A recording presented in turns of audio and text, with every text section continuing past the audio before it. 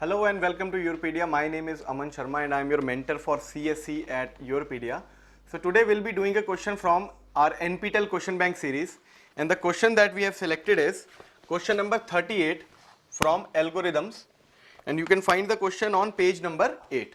So you have been given following functions f of n, g of n and h of n, and it is asking which of the following relations will be true for these. So first of all, let's write down the functions. Now f of n is 3 into n raised to power n, g of n is n root n log n, and h of n is n factorial. Now let's compare f of n and g of n first. F of n and g of n.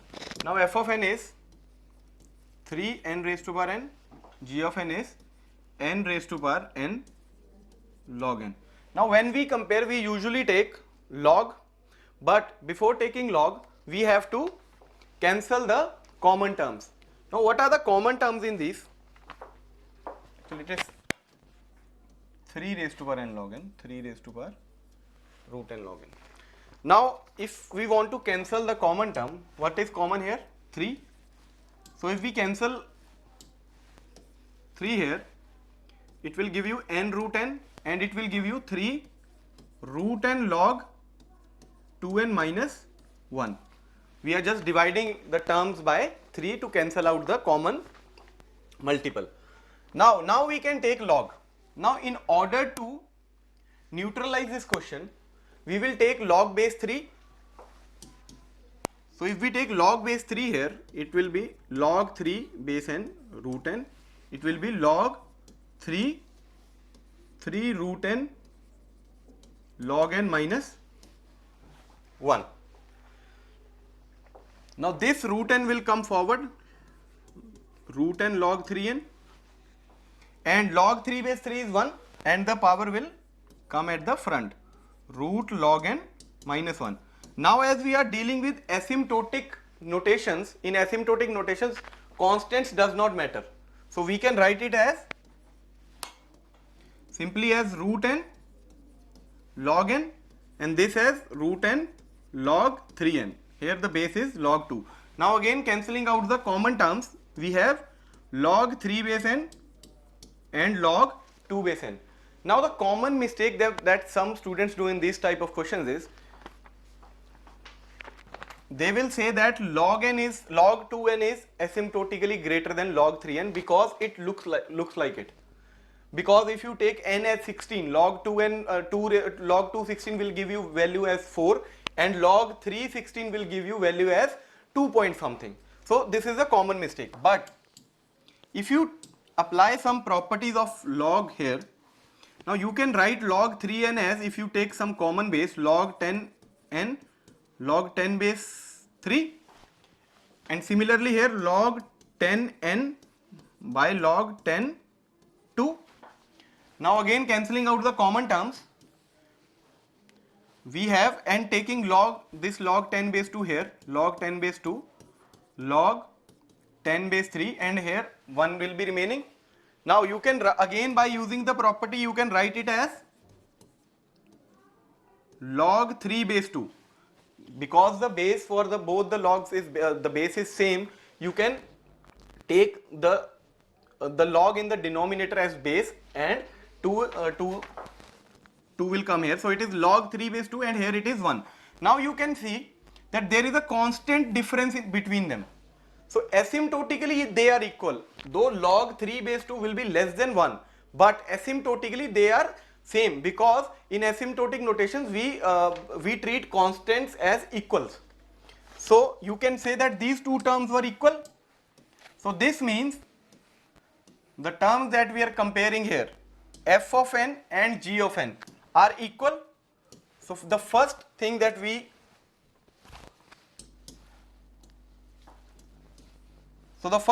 found out is f of n is theta of g of n. And if it is theta of g of n, you can also write f of n is equal to order of g of n, and g of n is equal to order of f of n, because when we take big O, the relation is greater than equal to or less than equal to.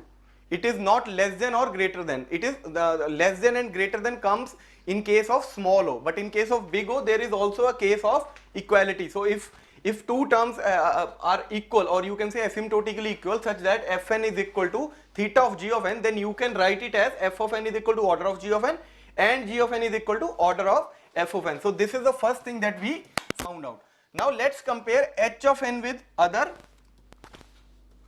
functions. Now if I compare h of n, first of all let's compare it with f of n. Now f of n is what? 3n raised to power root n, and h of n is what?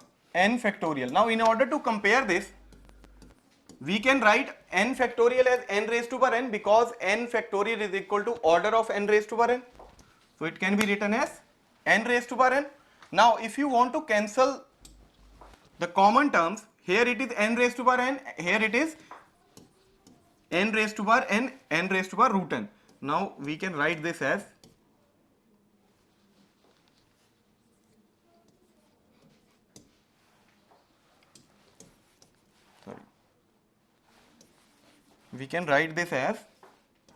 n raised to power n minus root n into n raised to power root n, because when you try to simplify this, it will come out as n raised to power n. Now if you cancel out the common terms, the remaining will be 3 will be here, and n raised to power n minus root n will be here. Now you can clearly see that this is a bigger one, so you can say that h of n is the bigger one out of f of n and h of n. So you can write, second thing that we have found out is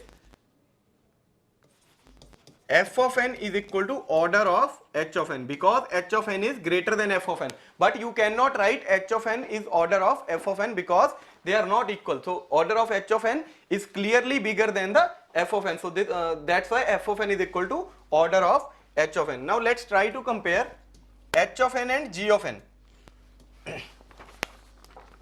Now g of n is 3 raised to power root n log 2n. H of n we will write as n raised to power n. Now if there is nothing common in between them, so we can directly take log here. We can directly take log. So when we take log 3 base here, root n log 2n, and here also log 3n raised to power n, and when we try to simplify this using log properties, log 3 base 3 will be equal to 1, and the power will come in the front, so it will be root n log 2 base n, and here it will be n log n 3 base n. Now if you want to cancel out the common terms, root n will cancel the n and root n will remain here, log 3n, and here log 2n. Now you can clearly see there is a log term here, and in this case log is there but root n is also with log n. So clearly this is greater. So you can say that h of n is surely greater than g of n. So by using this result, you can again say that g of n is equal to order of h of n, and they are not equal, so you cannot say otherwise that h of n is order of g of n. Now let's see the let's see the options here. First is h of n is equal to order of n. Now we have clearly seen the first option is h of n is equal to order of n. We have clearly seen that f of n is order of h of n. H of n is greater than f of n, so this cannot be the case. Second is h of n is equal to order of n, that g of n is order of g of n. So this is saying that g of n is greater than h of n, but we have seen that g of n was smaller than h of n, and g of n is order of h of n. So this is also false. Now the third option is g of n is not equal to order of f of n. Now g of n was equal to f of n asymptotically. So f of n was equal to theta of g of n. So you can say that f of n is equal to order of g of n and g of n is equal to order of f of n. So clearly this is also wrong because they are equal, so you can say that g of n is equal to order of f of n. And the last option is f of n is equal to order of g of n. So as they were asymptotically equal, surely f of n will be equal to order of g of n. So the correct option will be option number D. So I hope you understood the concept. So keep watching and keep preparing. Thank you.